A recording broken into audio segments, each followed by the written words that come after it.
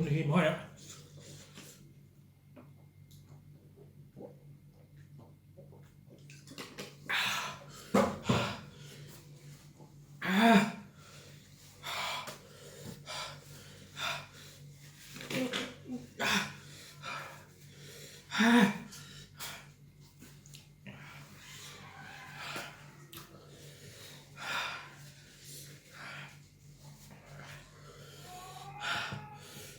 พักกินใบเลยเลยกินนั่นเราเพี้ยนหลายกินพักก็ได้สบายดีสบายดีพี่น้องป้องไปสุขคนเนาะยินดีต้อนรับเข้าสู่ช่องของโอเล่ชาแนลเนาะมื้อนี้โอเล่ว่าจะพามากินมีเพชรมาเลเซียตัวโอเล่ไปซ่อเบิ่งแล้วเนาะไปซ่อเบิ่งแต่ละร้านบ่เห็นมันบ่มีเนาะเป็นที่ว่าเป็นกล่องสีดำเนาะมีแต่ว่าเป็นกล่องสีบัวกล่องสีเขียวที่ว่าเพชร50,000บ่หรือว่าเพชร20,000ลงมานะตัวโอเล่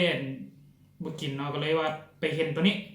ไปเห็นตัวนี้เป็นมีเพชรคือกันก็จะว่าเป็นมีเพชรแต่ว่ามันอาจจะเป็นของมีเพชรของประเทศจีนเนาะเป็นของประเทศจีนแล้วก็มีสกิลความเพชรบอกว่า1ล้านคือกันบ่ฮู้1ล้านหยังน่าจะเป็น1ล้านสโกวิลเนาะแบบเพชรที่ว่ามาเฮ็ดเป็นเครื่องปรุงน่ะก็แม่นแบบเพชรอันเดียวกันเนาะเพราะว่าคันมันบ่เผ็ดเนาะเขาสิเอาซอสมีเกาหลีใส่อันนี้เป็นซอสเผ็ดมีเกาหลีเนาะอันนี้เป็นเครื่องปรุงที่กระเจ้าให้มาใน1กล่องเนาะมันจะมีอันนี้มีอันนี้เป็นน้ำมันเนาะเป็นน้ำมันอันนี้น่าจะเป็นซอสอย่างกระย่างหนึ่งแหละใช่กันเดี๋ยวเขามาเริ่มกินเลยเนาะอันนี้มากิน3กล่องเลยเนาะคนเดียว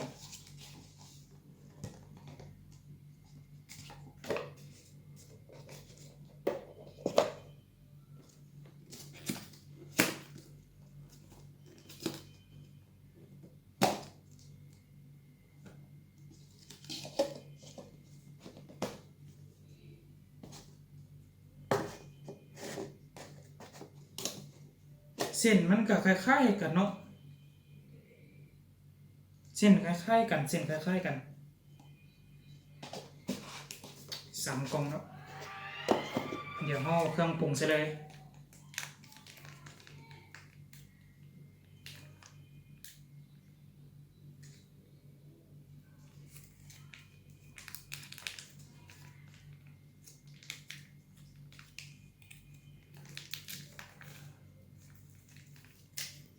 เครื่องปรุงกระจิงเนี่ยพี่น้อง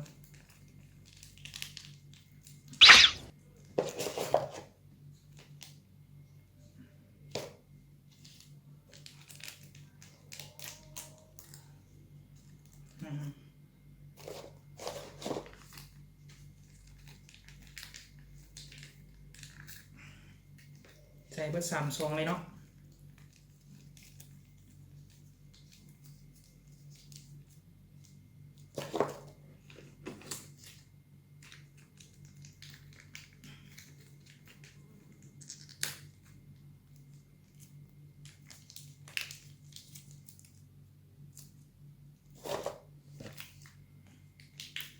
น้ำมันใส่ลงไปถุงนึง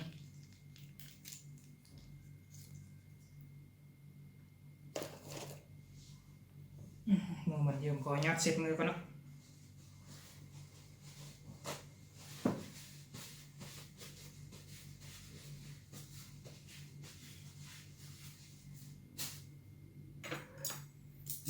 อาวุธของเราคนเลย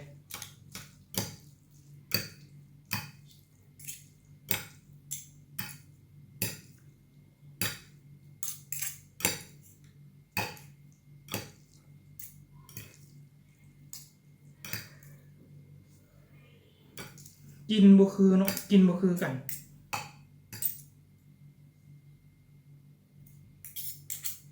อันนี้กินอยากออกเป็นคือจังปิ้งจีนนะคือจังมีคือจังกินอยากออกคือจังปิ้งจีนเนาะนี่เนาะมันคือมีเพชรมาเลเซียมันอยากออกหอมๆมีเพชรมาเลเซีย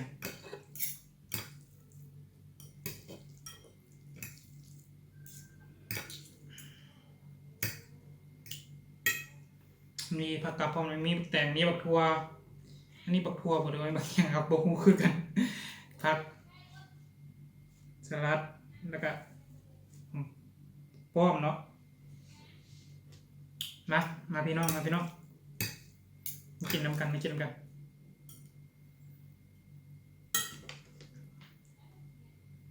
เราลองซีมเนาะ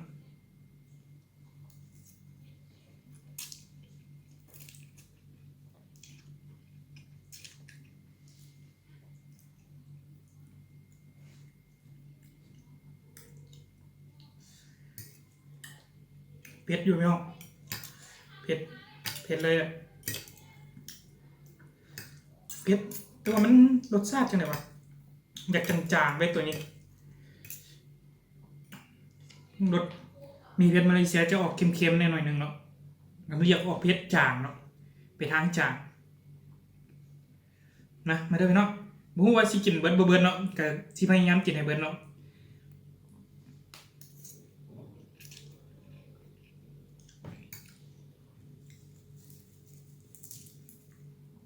ผักใส่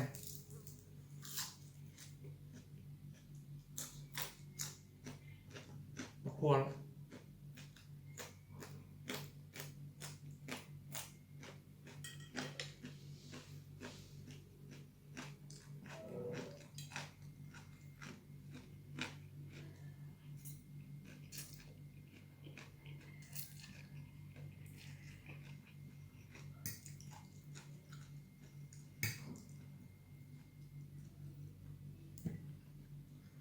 มันเผ็ดเนาะแต่ว่ามันเผ็ดจางๆนะคือจังว่าเราใส่แต่บักเผ็ดน่ะมันคือจังบ่มีเครื่องปรุงเนาะเดี๋ยวเราจะเอาเผ็ดนี้ใส่อีก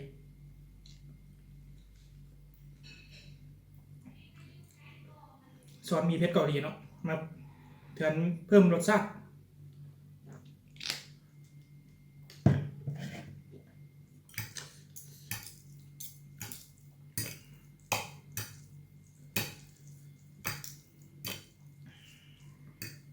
ตัวเผ็ดเดี๋ยวเผ็ดคือกันแล้วตัวนี้อยากเผ็ดก่อนว่ามันบ่หอมตัวนี้สู้มีเผ็ดมาเลเซียไปเนาะด้วยความแซ่บเนาะเดี๋ยวเรื่องเผ็ดนี่สู้ได้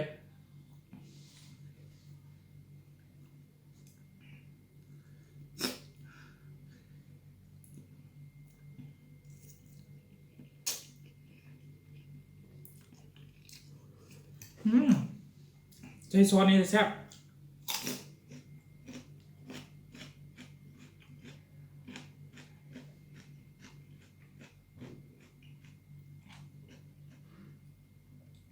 ใช้ซอสมีเผ็ดเกาหลีแซ่บเนาะ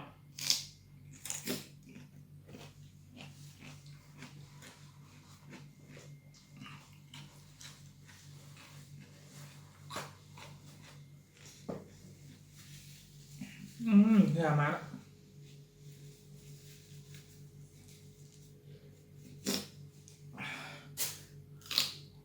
มาความเผ็ดเนี่ยได้เนาะเผ็ด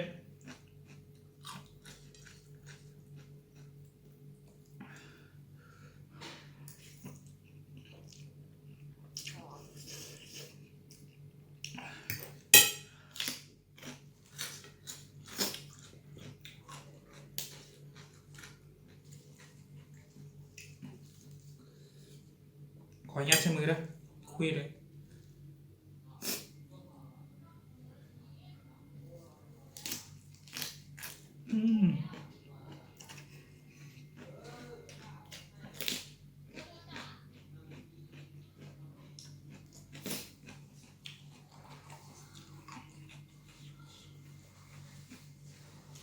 มาเฉยนี่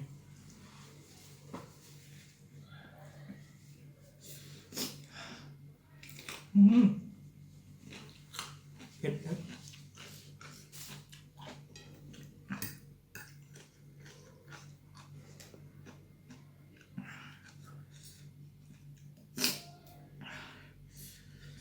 ึ่งเผ็ดหนึ่งแซ่บเนาะ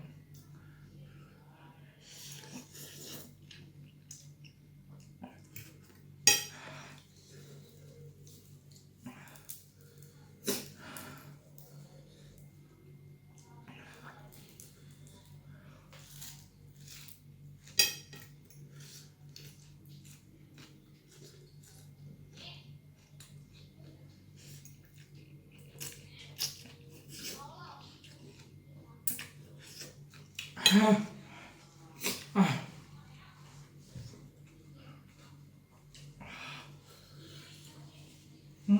ดได้ใจ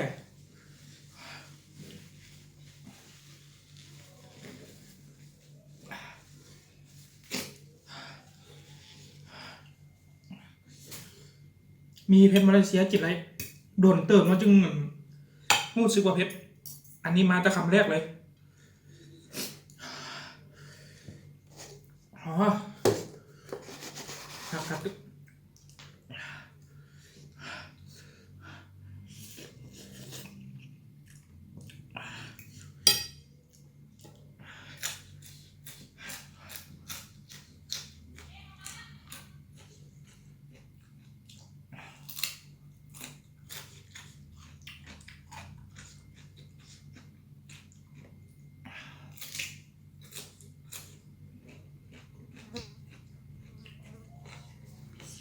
อืม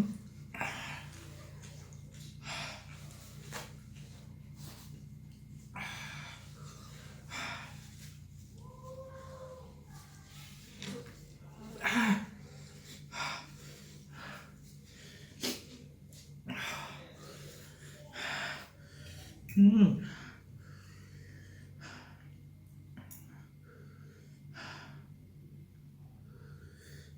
เผ็ดได้ใจ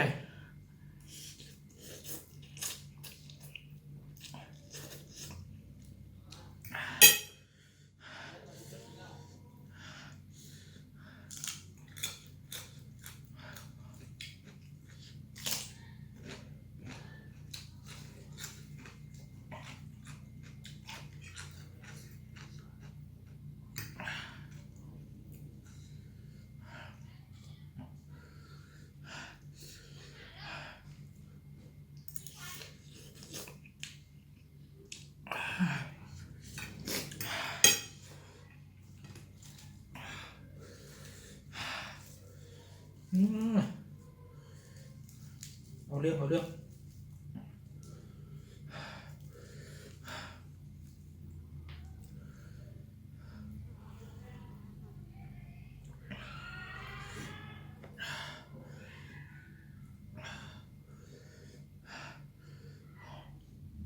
ก็มี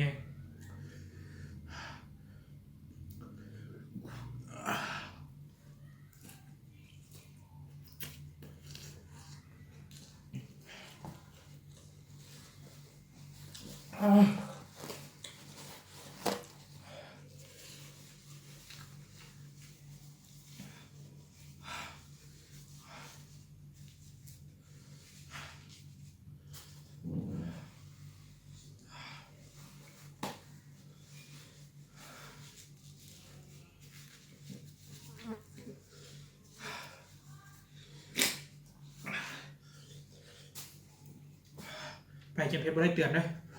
โอ้อันตรายเพชรมาได้เสียวะแต่ละมือก็บ่มีบัตรมือถ่ายคลิปก็มี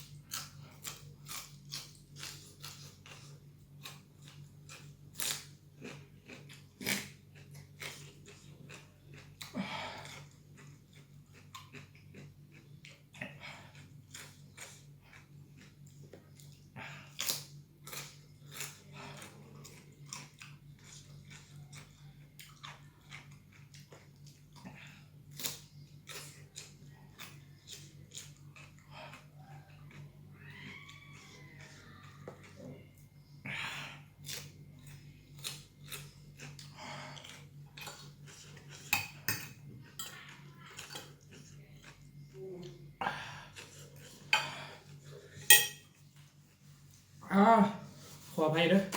มันไหลเอง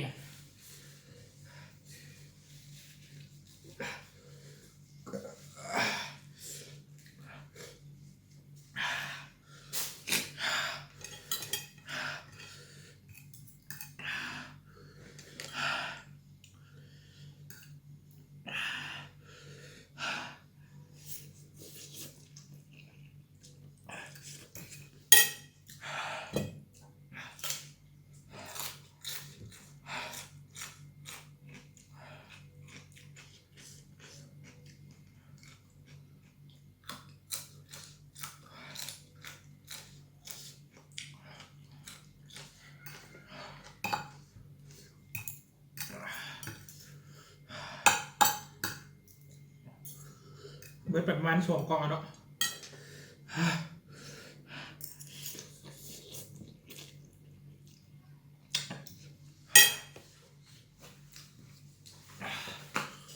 พักกับปลาซอยเลย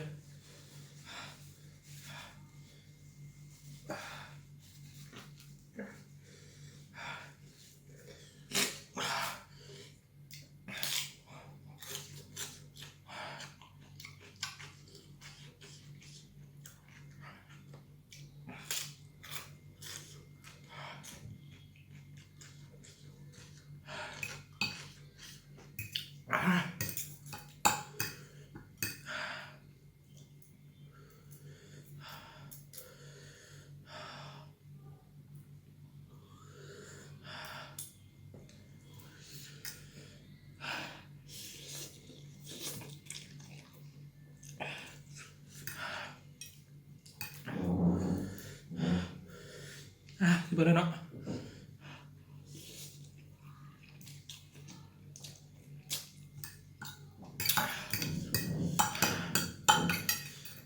ใกล้11แล้วค่ะความเผ็ดยังมาหอยลง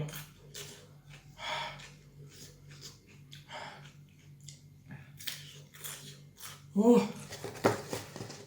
สุดยอดเผ็ด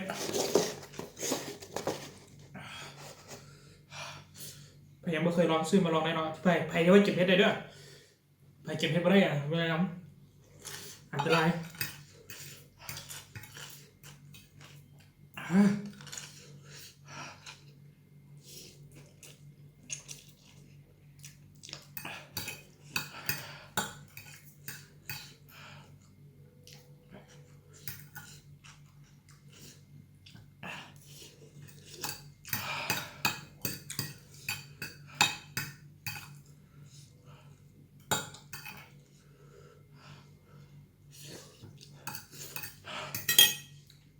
บนหินห้อยอ่ะ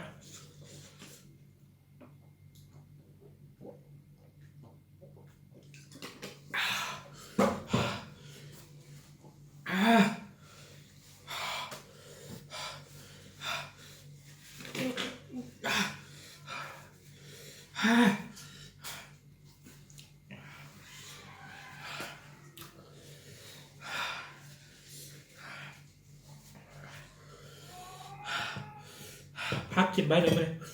กินนั่นเราเผ็ดหลายกินพักก็ได้บุกตัวสวยไหมโอ้บ่อยเลยเผ็ด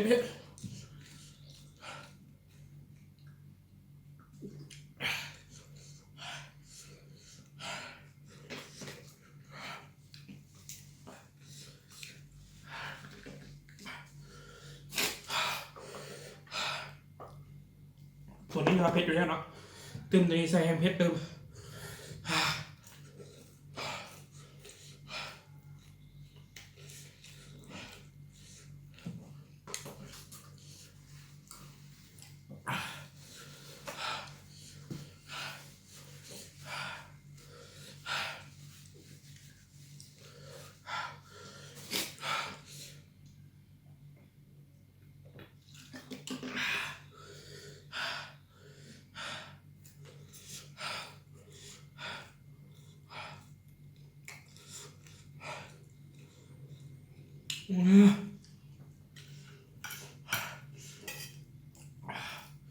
โอ้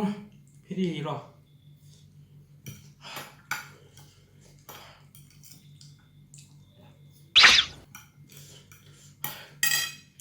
อันนี้บวกนี่น่าจะเผ็ดก็มีเผ็ดมาเสีย2 เท่าแล้วโอ้ยตัวกระเถือก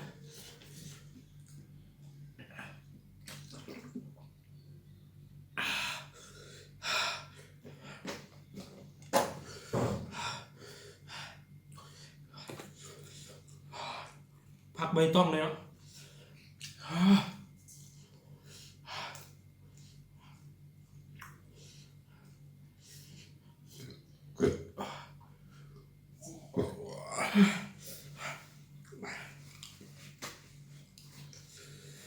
โอ้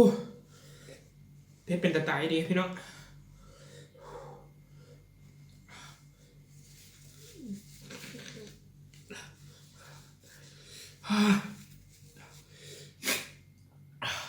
กิน ใส่เริ่มใครเนี่ยใครจะเก็บนี่มา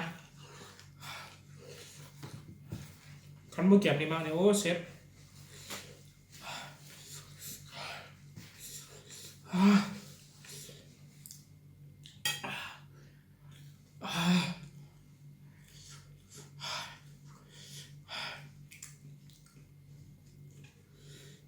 คลิปนี้ขอจบเพียงเท่านี้เนาะประกันภัยมากะอย่าลืมกดไลค์กดแชร์